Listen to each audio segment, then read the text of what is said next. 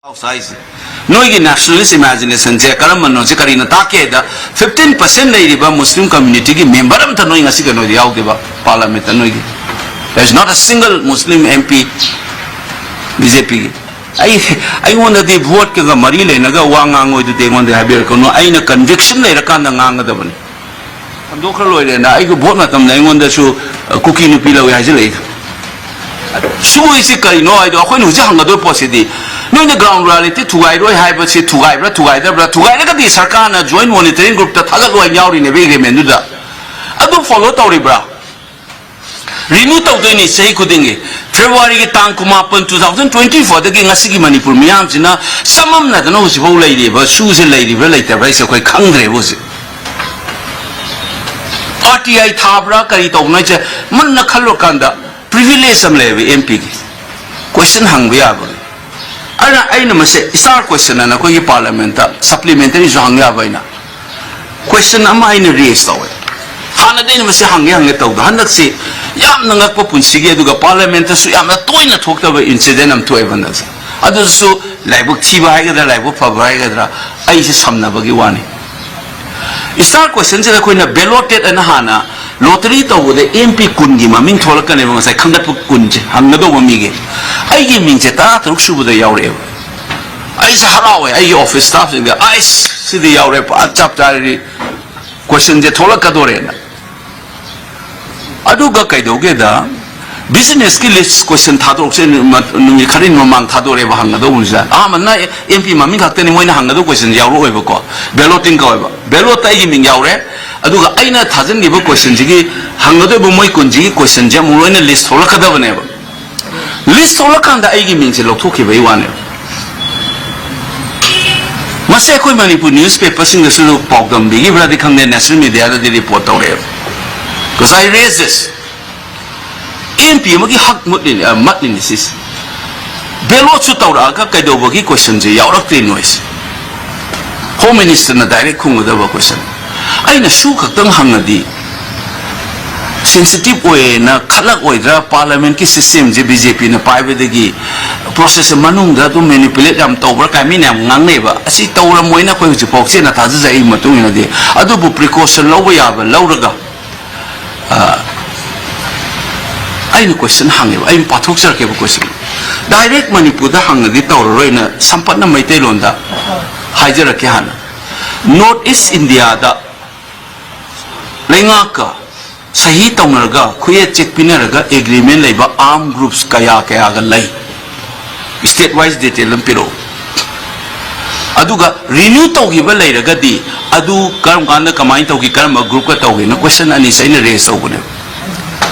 Masida Ina Harau Riman Kangwiramani. Manipurina hang with the Namsan city state when I'm gonna Pirapumatam, the Manipuda Kanakana lady, Edis and I am a lady, renewed the tongue to Togi, no Tolani. Are they the shoes you told up by now? Kochi Kolaga in the same as a hangman. See questions in a below Torres. Masi Manipur Prasana. I coin a target keeper empina. A chop Luraba, a coin a Samana than a lady about Nasiwaganta, the book question of Maria Saurakanda. Karigi Mutakino Hana, editorial Ivigi Bayobra, a do de Tazo, there was a Tiri officer. Was it discussed in Manipur? Should the Nangan lady by Kogi stage the television discussion that I call you on Empina question singing Matang the Palam, the Magi privilege. I call the hang with the Kumukam Shadua, MP, I'm not fraud, the Hangat, and the Mamins of Kalaba, doing the suit of the privilege, Martin. Singing Matang the Manipur Prasamian and Naviga Brown to Yang in the office, I Nang Tabak and Magi, TV television discussion, Masina Nagi Brasu, they am sensitive with Prasan after Miami. I call me that the Sun Canada when you Yang when I was Tiribaco. May have to come here when I know the idea issues. We say paper the day, Asuma Panda did Tama Yaur Evo Caravudi. Southern paper money, that's all we are some park with TV. So my MP has raised an issue. Allegedly, his question was removed. Aduduta, we can go when MP privilege to end man my eye. Even I get Twitter and I take a Facebook, think about what already national papers in. Ahoy Ramdang papers in Joyce, way beyond money I get a chapter hazards of them. Kaino da Kangi Bashu, I was a Kangamugi information that do. Namat Kreva MP on the right power. से खुद secretary general चिट्ठी expert ma'am तानरगनी speaker the चिट्ठी अनिरकी मसा अनिरक उन्हें भाई clear तौना zero hour the सीमागी मरम the हंगबिया Devi speaker की authority मरम द मागी मायोक्ता हंग सब माने बा अदु सोई सरप्ति ससी आमदेगी आइना हंगे डिसअलाउ तौरे स्पीकर ना मैम थिंगना मोन चिजोइना आइगे क्वेश्चन थांगपनी बेलोता यावरस मा यावरते दैदा this question will not on go on record this is not is against rule हंगबिया द मोबा आइना मीमांग द ताहौसन होइना आइना हंग माने मी मा खतन होना जवाब मागी केनो ने को नो स्टोन अनटर्न चिट्ठी इगनी स्पीकर उननी प्रेस कॉन्फ्रेंस आदा एआई करी करा दा पीदन मसिन मयाम योरदी अमता होरादी से ने सुगी ngangi बसे मसी मतंग से कोई म मयाम द ज्ञान ताव म चंगनी मसी की क्लैरिटी ने ना बाइना हंगने दो क्वेश्चन दो अनफॉर्चुनेटली आउट करे को उजी के इंसिडेंट से टॉक रे आइना हंगबो क्वेश्चन जी A B C D इन हंगे कोई पाजर के को Will the Minister of Home Affairs be pleased to state A. The number of agreements signed by the government with various groups in northern states state-wise to date. B. The details of these agreements including their signing dates and any subsequent extensions if applicable. C. The financial assistance or benefits provided under these agreements along with total expenditure incurred group-wise. D. The other measures undertaken by the government for the rehabilitation and reintegration of these groups, if any. E. The overall impact of these agreements in reducing violence and bringing stability to the region. See questions in it. Sida su the paisa pigi pide kaisa loin yaurakadabne do koi yaurak. MP oiraga tawham thokpai speaker unai anira unai and the last I unaram kanda harami se sir hujik session su loira go mane hayeng chitangai aduna dignity of the house hai tare ko aduna yam numaite sir chichim ta dipibiro reply mat pibam thokpani rule gi matungina reply da piro phajade hai mana ai tawge hai ngarang na hala chichi se yaure अगर मोइना rule रेपल ऐसे सी आई हाइनिंग ग्रे applicable over rule नते आई नहाना लोइना पारा तमनी सिदा ऑलरेडी एनी सिंगल सी साइन तौरे अदगी सीसी तौरे रिन्यू तौरे से खबर द फोंग इनत्रो अदुगु नेशनल सिक्योरिटी का मरी लेनबा पोर्ट खोने न खुमजलागा लौथोकपने न खुमे मरांग नान थोलप चेसदा अनो कोई प्रेस कॉन्फ्रेंस आई हंगे दुदी एग्रीमेंट के आलै कना कना गनो तांग के अदर साइन तौगी करम कांद एक्सटेंशन तौगी हम मजिदी खबर सुम याववानी ना अदु चिठी लाइसिन से दो I just got the information this is sina su ga mari lena baina andaki in parliament ina thingza give the ko adagi mathang ni sina khoi gi wetland gi matang da ina khoi se loktak se khoi gi thawai ni maitai gi khoi gi cosmology da di khoidau ni hai aduga geographically scientifically yengasu water body loktak yaudragadi manipur gi civilization hingoi ai moyang kang leiron thoktana khamba thubi gi karigi lai sa it thrives on the banks of loktak ai koina thaina salim ali habra koi gi uchi ki expert amale mana gi iramba pot ta thengna da loktak si adigi british na koi gi second world war da chin matha tai kumdarak pada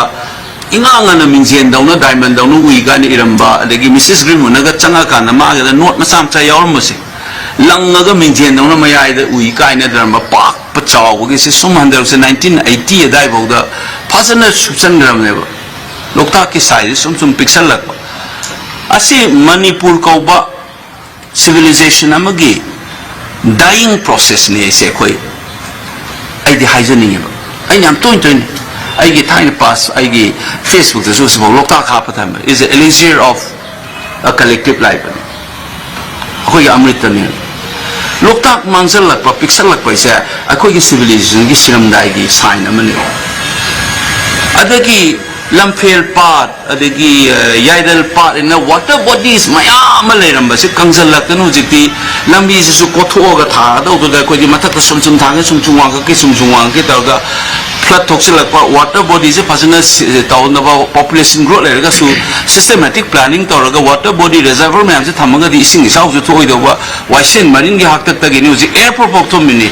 I know this because I am the chairman of the airport isu I am the chairman of MP in fact airport gi koi gi luckily koi gi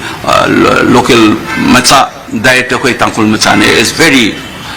very highly straightforward and very sincere,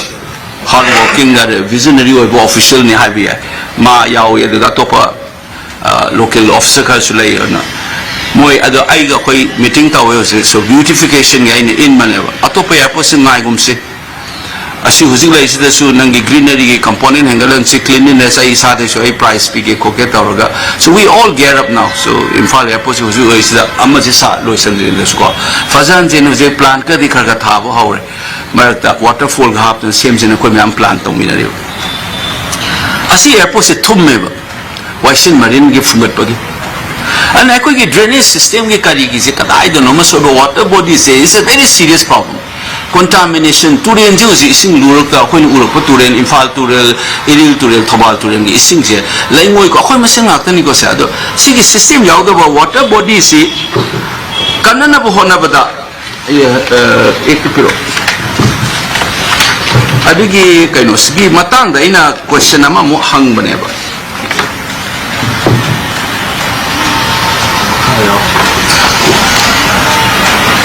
it's kaino piro Siga aina handak si question nama ay pazara kiko. Sigi question sida Manipur da India da su sigi sumaina maru ba water body se kannana baina 2017 da the Wetlands Conservation and Management Rule 2017 ni nama form tawal sigi ama inek tawal 2017 da wetland mayam se Ngakthung na baino hona ba sigi Conservation and Management Rule 2017 se sigi matung ni state wise tawai na pibasida magi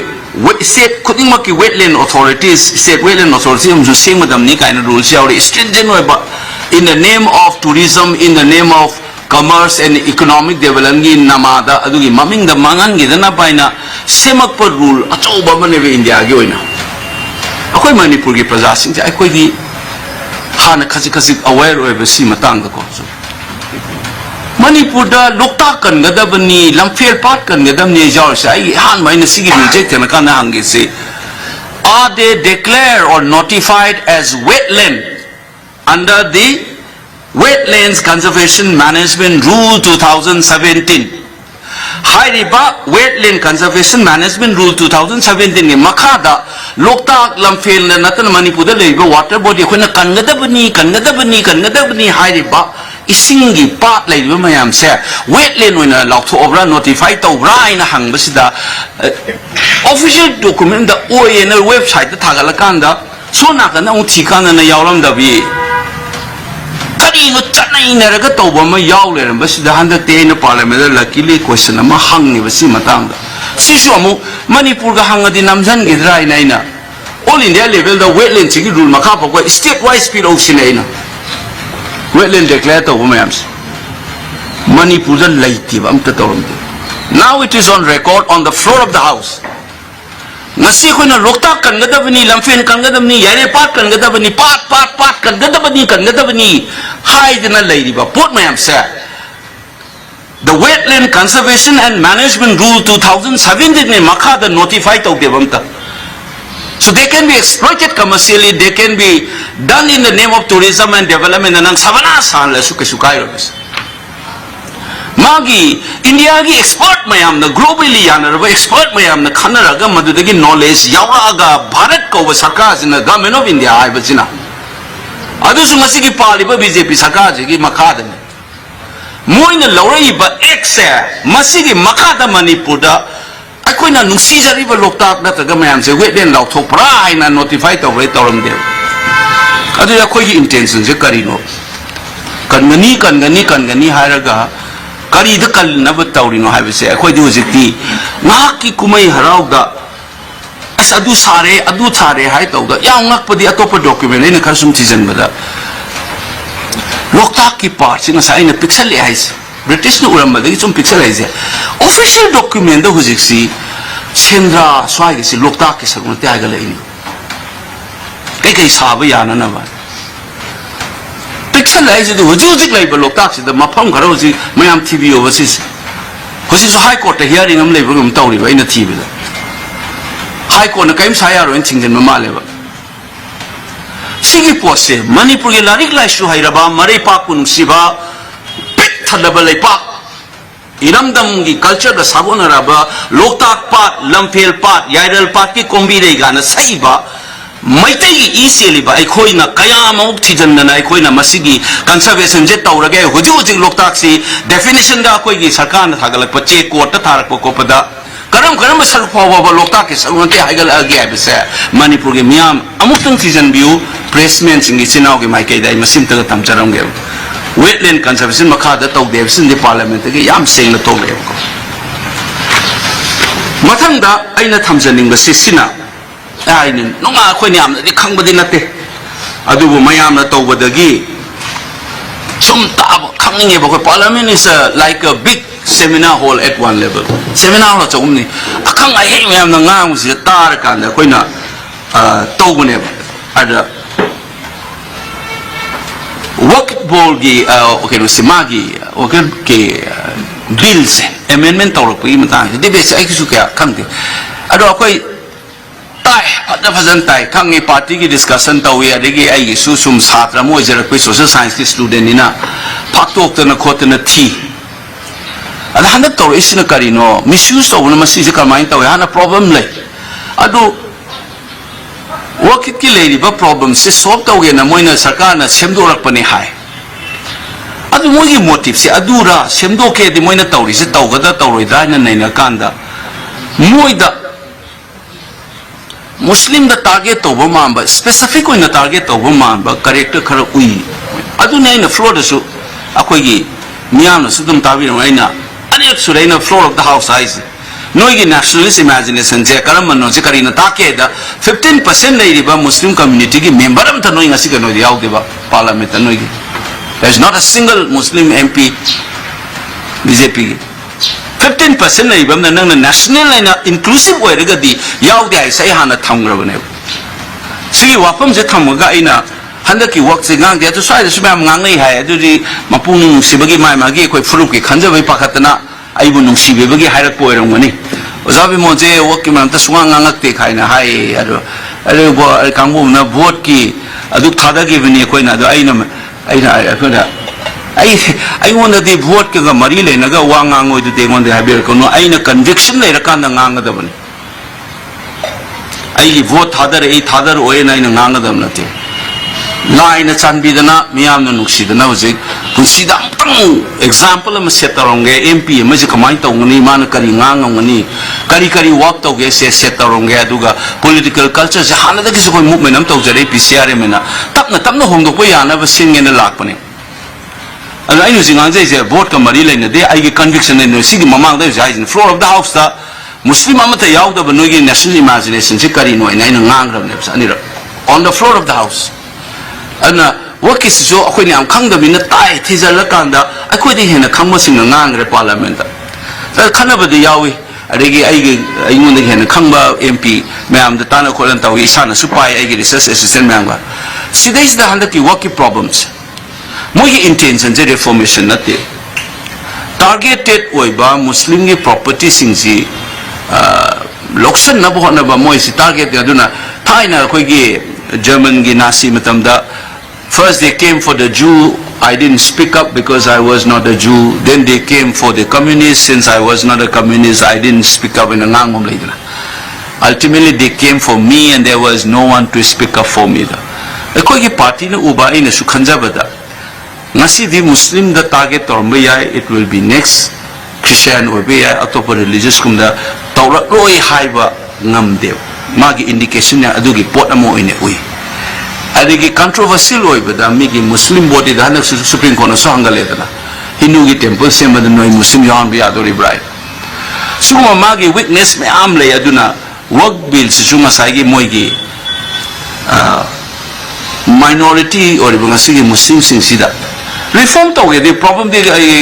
litigation yom na leba work gi amna problem sulai leta badi nati adu reform tawraiba posidi aduda address tawbana de ngasai Muslim minority singji magi kari haine moise control tawna ba laksan na bogi type ta tawrpa aduga Muslim na hana prominent oina tawraga changchalakpa mathang minority myam du target tawpa ya bagi step amo eduna ne aduga khwai ge lubodi constitutional level the politics wa mulakanda constitutionally mase valid oibra is it equality before law article 14 of the constitution da just over the yari bro ko pa na constitutional dimension ya koi party na maruina Munna lawis it is unconstitutional oibra provision ya we legally challenge sa wina the process me am su vera mani all of the aura na worki matang simana ai na mayam da thamjani masna simani irol oibda ai koi national hierarchy sina post partition ai post parliament ta tawraise sisu wakki do maina log mari lele na dab da mimang da lan uhana ba congress party am su kenu lan uhana ba tor ko mu amane sia yang clear oi masi section 25 hujingna amended tawkana koi gi section 8 ki makhada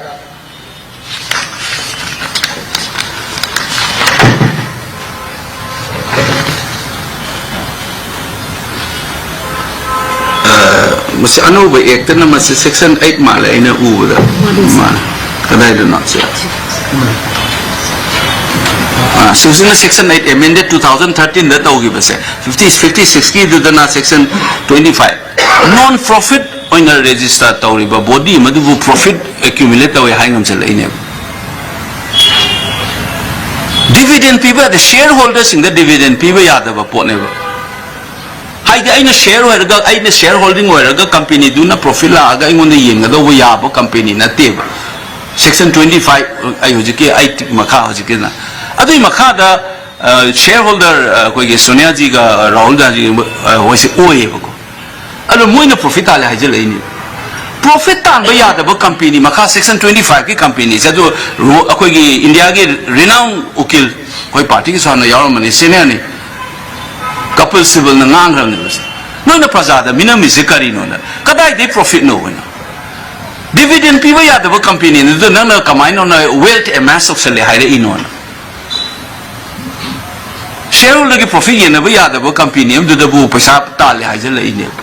adu ga ngasai ki property transfer to sikarino na khoi na mo na yeng ma da ai detail de chacharo detail bu the entire papers is the yawi ko ai khoi na sikarino is asisu ngasai ki work here maina koi ge reform ga di mala laga ma intention na topam tawba tawraiba problematic oiba constitutional oiba mayam hapchal laga tawraiba amendment mayam yaw ni JPC dan thadari ni koi work su ko adu su mayam na opposition na pirak suggestion mayam jo reject to ine amoi gi intention maina target tawbu do na national herald moi to is atai na teba nga na ngo sandokra loire na ai go vote na tam na ngonda su cookie nu pila we hajile chumthokpa mo se war information warfare ne ana mi chama da sandoki do nang heng amuk moina chumthokpa matun mi tara den chumthongam bonde 90 no khala chakadam ne aibagi narrative ma sustain tawna ba they are trying to sustain a narrative that Congress and Sonia and Rahul Gandhi and all these people are corrupt. That is what they wanted to retain by this kind of a false charges. Section 25 company a profit la way is God. This is a falsehood just to sustain the narrative that Congress is corrupt. Highway analysts la na salu ji mayam ko da haina doise ED na file taw gre haye de case taw gre haye crore du ki pot ne haye moi pasen ni ji haye de mayam ko ge dum chakhne ba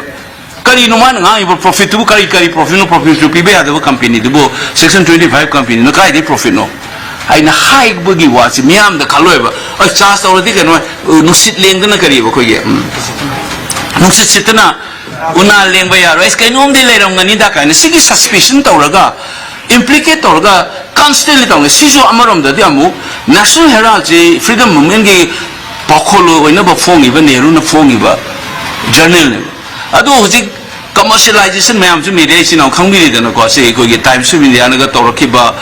paper ki culture jo home ram ne ba and what is news ga haira ga the news is the space between the advertisement ga higalaga to amba newspaper gi culture honger ba culture sida nga sai gi nationalist movement ga sago na la pa national herald gi paper se si sidar ko dai da hingana na bo na ba gi akoi gi party member lo na subscribe ka taw don khotana adu minor revive taw na ba gi strategy te taw gi ba muktu bo moin ho je profit ta le sin loksan gre ada toksan gre na la na sangok pa ma taw ri se asi su miyam na khamgi da false shoot ne ba se hai di ba false shoot mayam si gi lak tho kan na khoi no aina hang da bo question di aina se toy toy no ho je te punjab da Manipur is a national crisis when ubungam dragadi we nation mother yaar nation je karam nation hai se khoi hangmam toi ai di parliament so hanjan ja hai jagar bani hojik noi na khoi da noi na tawri ba thabuk thong sina ai khoi de anti india oi re nong taina rakani noi na tawri sai ma'am tabi ngai sum han bai wani ko so it needs to be reminded that kasule taba insignificant on the tarakanu adu ga choi ba problem se governance failure ni state process yaur ni ai da ngang jaw ni these are all propped up by Indian security forces in the counter insurgency. It's on the floor of the house. I tried to pangangang manate. It's on record. I think Lok Sabagi volume 1, 2 in the Tolok for the Masana transcribe. You're over port nevers. History the Horda record. You see, I want to get here now, like I show Haiba. I want to hear Maripa Siba, Akanga Yamatola Kanda, MP or a Pakambu, Natagama, Mantri or a MLA singer. Makatan Sidi and Sati, Nanga Pagi, Yarakna Bagi, I Lambi do Aina Aingams of Kara in the Tamjamba, you want away. And I know Zikajaba, post and Kanogi development Sida, in all of the Disa committee, say Sumayam media, I Baton Taujarake. Committee in Haijabani is on record. I said, I see meeting said, this meeting monitoring central scheme development. I sumna, mayam na chokidar yamana nono gidai. I na legislative oversight function. I bedo maite lona metaphorically khang nana ba huran ba pana ba yengjan ba monitor tabugi hai bugi legislative oversight function hai ba wahi do in Mr. Hai do maite lona gyan tana ba na chokidar hai bani Modi sumasa chokidar ne hai gi bani. Adu hare sema hojikti vote karaga chokidar ne hai re ne asi suma sai chamane. Karap tahu ya, neta aja laga mi makok tu kainu mangang sih kainu cuma malah lata melene. Chowkidar ni, ay ngan cuma meeting dah aja ramam ni. Aran ba tahu birakanu, lamdam sih kiri sang akta ni, officer akta ni, hendak kisina han, meeting waria matang lagi di, sumna ingon dah report tahu biu, I will not buy katukaran tahu biar roi hai dana,